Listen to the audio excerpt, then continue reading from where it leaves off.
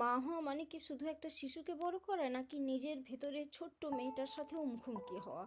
আমি বুঝতেও পারিনি মা হওয়া আমাকে আমার নিজের শৈশবের সামনে এনে দাঁড় করাবে। যেদিন প্রথম আমার শিশুকে আমি কোলে নিলাম, শুধু ভালোবাসা নয়, কিছু পুরনো স্মৃতি ভেঙে বেরিয়ে এলো, কিছু না বলা কষ্ট, কিছু চাপা কান্না। হঠাৎ বুঝলাম আমি শুধু একটা বাচ্চার দায়িত্ব নিচ্ছি না, আমি সেই শিশুটার মুখোমুখি হচ্ছি যে কোনোদিন ঠিক করে ভালোবাসাই পায়নি, আদরই পায়নি।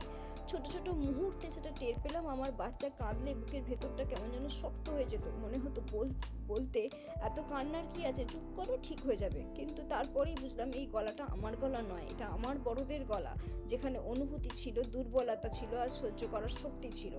সেই মুহূর্তে আমার মাথায় একটা কথা পরিষ্কার হয়ে গেল, যেটা হচ্ছে জেনারেশনাল ট্রমা মা হলে শেষ হয়ে যায় না। ওটা বেরিয়ে আসে আমাদের রিয়াকশনে, যেখানে আমরা অস্বস্তি বোধ করি, যেখানে আমাদের কাউকে শেখানো হয়নি কীভাবে ভালোবাসতে হয়। বাঙালি পরিবারে তো নয়ই। আমরা এই কথাগুলো শুনে শুনেই এখানে বড় হয়েছি যে কাঁদলে মানুষ শক্ত হয়, মনে মরে যায় না, বড়রা যা বলবে তাই ঠিক। একটু বাচ্চা কাঁদছে তো কি হয়েছে, কাঁদলে তো ওর বাচ্চা মরে যায় না, ওকে কাঁদতে দাও, ওর হার্ট শক্ত হবে। আমাদের বাবা মায়েরা আমাদের ট্রমা হিল করেনি, তারা শুধু বেঁচে ছিলেন। আমাদের দাদু দিদারা আমাদের অনুভূতি বোঝেননি, তারা শুধু সহ্য করেছিলেন। আর এখন আমরা সন্তান মানুষ করছি, নিজেদের ক্ষত নিজেদেরকেই সারাতে হবে। এটা ভীষণ ভারী, ভীষণ শক্তিশালী, কারণ এই প্রথম কেউ প্রশ্ন করেছে এভাবে হওয়াটা কি ঠিক। আমি বুঝলাম ট্রমা মানে শুধু আমাদের সাথে যা হয়েছে তা নয়, ট্রমা মানে যা আমরা পাইনি, সেটা হলো নিরাপত্তা, স্বীকৃতি আর কাঁদার অনুমতি। এখন তাই আমার বাচ্চা কাঁদলে আমি থামি, একটা গভীর নিঃশ্বাস নিই, নিজেকে বলি এটা কোনো জরুরি বিপদ নয়, এটা যোগাযোগ। আমি নিজেকে প্রশ্ন করি, এটা কি আমার বাচ্চার কান্না, নাকি আমার ভেতরের ছোট মেয়েটা আজ কথা বলতে চাইছে। আমি তখন বেছে নিই যেটা আমাকে কেউ দেয়নি, চুপ করানো নয়, শোনা, ভয় নয়, নরমতা, কন্ট্রোল নয়, সংযোগ, কানেকশন। আমি পারফেক্ট নই, আমিও ভুল করি, কিন্তু আমি সচেতন। জেনারেশনাল ট্রমা ভাঙা মানে চিৎকার করে সাহস দেখানো নয়। বেশিরভাগ দিন এটা খুব চুপচাপ হয়। এটা হয় যখন পরিবারের সামনে বাউন্ডারি রাখি, তখন বলা হয় বেশি সেনসিটিভ। এটা হয় যখন সব ঠিক আছে বলার বদলে থেরাপিতে যাওয়া হয়। এটা হয় যখন রেগে গিয়ে বাচ্চার কাছে পড়ে গিয়ে বলা হয় মা ভুল করেছে, কারণ আমাকে কখনো সেটা কেউ বলেনি। হ্যাঁ, এটাতে একা লাগতে পারে যখন তুমি একটা পরিবারের নিয়ম বদলাও, যারা প্রশ্ন না করেই বেঁচে থাকতে শিখেছিল, কিন্তু একটা কথায় আমাদেরকে এগিয়ে যেতে সাহায্য করে। আমি যতবার হিলিং বেছে নিই, আমার সন্তান তত কম বোঝা বইবে, কম ভয় বইবে, কম লজ্জা, কম কষ্ট, যেটা ওর কখনোই বহন করার কথা ছিল না, যেটা আমি বহন করে আছি। কারণ ছোটোবেলা থেকে কিছু হলে মায়ের কাছে মার খেয়েছি, কষ্টের কথা কখনো মা মন দিয়ে শুনিনি।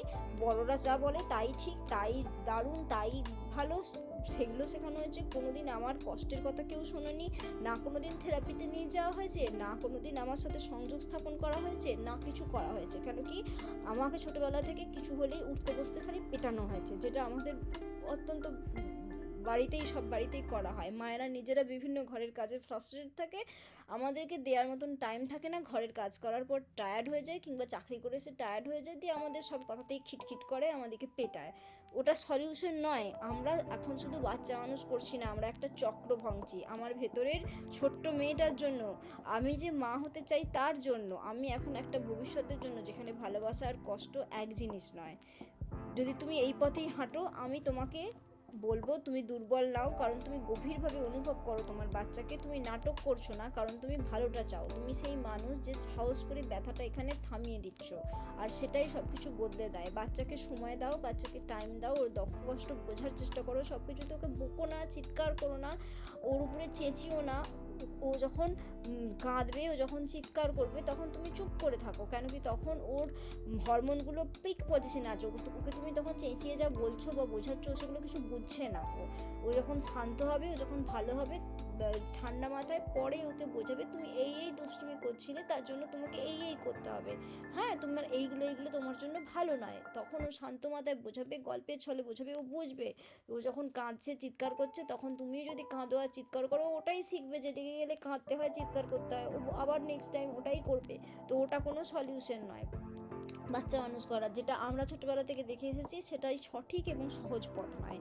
এটাই হচ্ছে আমার বলার কথা। আমি এই রিলেটেড আরও অনেক ভিডিও বানাবো, বাচ্চার বড় হওয়ার বিভিন্ন স্টেপ রিলেটেড, যেগুলো ছোটোবেলা থেকে আমাদেরকে, আমার যেটা মনে হয় এই দেশে থেকে এবং এখানকার সাইকোলজিস্টদের সঙ্গে কথা বলে বাচ্চা মানুষ করার যে প্রসেস আমাদের দেশে হয়, সেটা অনেক ভুল হয়। আমি বলছি না সব ভুল হয়, কিন্তু অনেক ভুল হয়।